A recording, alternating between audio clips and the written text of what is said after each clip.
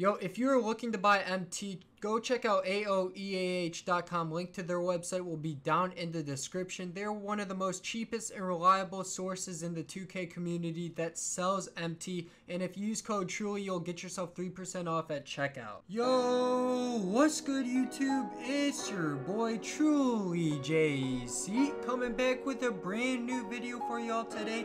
And in this banger, I got you all the top 5 builds in NBA 2K20 after patch 11. Now all of these builds will be very overpowered and do have a ton of badges on each build. I think the highest build comes up to be 63 badges right there. So make sure y'all stay throughout the whole entire video to support the channel. Please, I ask you, if you really don't want to watch the video, just please let your phone sit or a computer sit on the bar while it's watching the video. That just really does help out my channel. And as well, if you want to hit a like and subscribe to my channel as well, I'd really appreciate that. Road to 20,000 subscribers, and enough of the talking, let's get straight into the video.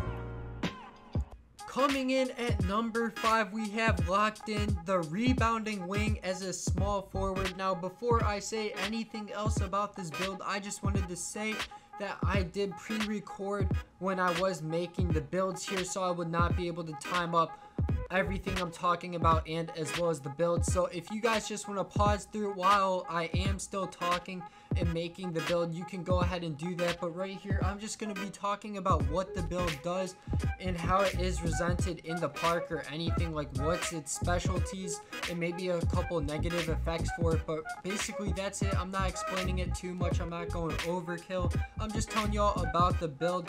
Y'all can comment down below if you have any questions for these 5 builds I have coming up.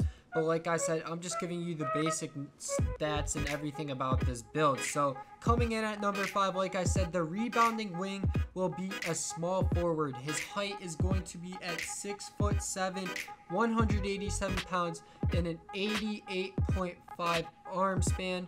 Why I put it at 88.5, that was the maximum, I'm pretty sure. It's just because, like, your guy's still gonna be able to shoot over people and everything. It does take down a couple shooting stats for the 3-point and mid-range, but that's okay. Your player will still benefit from shooting threes and all that. And as well, 187 was a good weight just to make your guy a little more faster than usual. If you put him at any higher weight, your guy's just going to move more slowly and you're not going to be able to go everywhere whenever you want. So basically that's a rundown for this build right here. This build primarily can shoot and play defense. Those are the 2 main badges for this right here. I think you get like, it's around like 15 shooting, no, it's 17 shooting or something, and then it's like 15 defense, something around there, but it's very low when it comes to finishing and as well playmaking. So this build right here is just very good at spotting up for shooting and as well playing defense inside interior. So this is basically going to be the rebounding wing for you. He will basically get you a bunch of rebounds and is very good to cooperate in the 1s, 2s, or even 3s court right here. He can basically do it all. So this is going to be the rebounding wing. At number 4, we have the interior force center that will be 6'10", 265 pounds, and as well a 91.8 arm span. Why I'm putting it at 91.8 is because make it the max you can. Why put it any lower if your guy can't shoot in the first place? This interior force can do everything but shooting. It can play defense, it can finish, and as well it can have the playmaking up. Like, the playmaking has 20 badges, so that's actually very insane for a center being at 20 badges for playmaking right there. So basically this build, like I said, can do everything but shoot, so there's no point of making anything possible for it to shoot. And as well, you get 30 finishing badges. 30 finishing. This whole entire build right here will have 63 badges. That's one of the most in the whole entire game, I'm pretty sure. There may be a build with 65, I forget. But right here, this will be the second most godliest badge build you have at 63. It comes in with 30 finishing, 20 playmaking, 12 defense, and as well 1 shooting. So this build can play very well defense as well. You get 12 badges, and then basically that's pretty much it for this build right here. Coming in at number 4, let's get into number 3. Locking in at number 3, we have the Playmaking Shot Creator. Now, why I put this build at number 3 is basically you could either put this build really high or really low in ranks, but it's still, no matter what, a top build. This is locking in at 53 badges right here as a point guard, and the height of this player is going to be 6'4", 175. Just to make sure you can max your speed off, you need to be very fast if you're going to be a playmaking shot creator to get the shots off and free up open space right there. And as well, we're going to put it to 76 arm span to make yourself a better shooter and hit more shots consistently. Now, when you're coming into your takeover, you want to make sure you choose spot up shooter. This will get the shots down, it will knock everything down, so make sure you do end up choosing this. And for the badges itself, it does lock in, like I said, at 53 badges, coming in with 22 shooting, 23 playmaking, and both of those will go up to Hall of Fame, so you can get both of those at Hall of Fame. And then 7 defense, and then lastly 1 finishing. This build really isn't a finishing build right here, but yeah, it still can play some defense, but primarily is going to be a shooting playmaker build right here. Locking in at number 3, the Playmaking Shot Creator. Coming in at number 2 on the list, we have the two-way Slashing Playmaker, one of the best demigod builds in this game as of after patch 11. Like, this build will take over any court there is, primarily the 1v1 ISO court.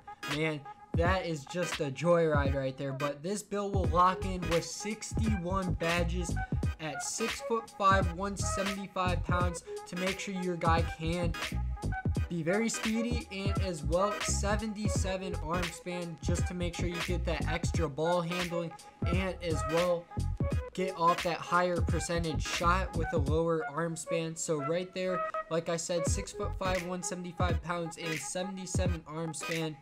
And then this build comes in with 61 badges, like I said, 20 playmaking, 20 defending, both Hall of Fame, 10 shooting badges, and 11 finishing. Now this build literally all around is a demigod, like I said. 61 badges all around. There's nothing that's like super overpowered, and especially if you are a legend build, this guy will take over anything. So basically, this is coming in at number 2, the two-way Slashing Playmaker.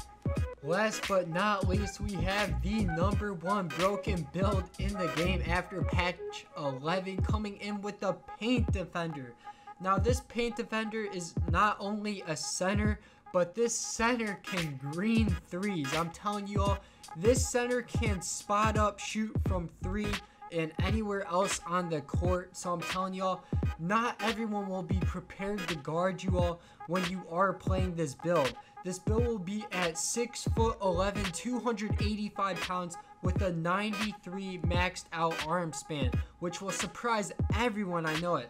But once you hit 96 overall with this build, it will be in the 70s with the 3-point shooting. Then when you max it out, it will be a 74, 75 3-pointer. And if you do end up using the takeover for the spot up shooter, this will add 10 to your shooting, which will be 85 stats for the 3-point shot. Now I'm telling y'all, this guy will literally green in people's face. This Paint Defender can not only shoot, but he can play defense and as well dominate the boards down low. So I would really recommend this build for like any court there is.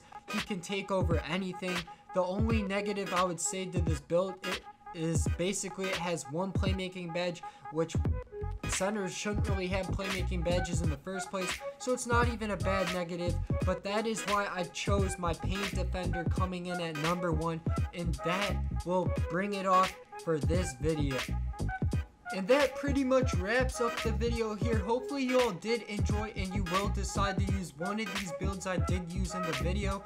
Like I said, these builds are the most overpowered after patch 11, so make sure to take use of them. I would say 2K is probably not coming out with another patch in the game for like making builds better or worse, so I would say this is it for 2K20 with the best builds video right here. Hopefully y'all did enjoy. Make sure to hit that like and subscribe button if you all are new. And that's pretty much it for this one. I'll see y'all in the next video. Peace out.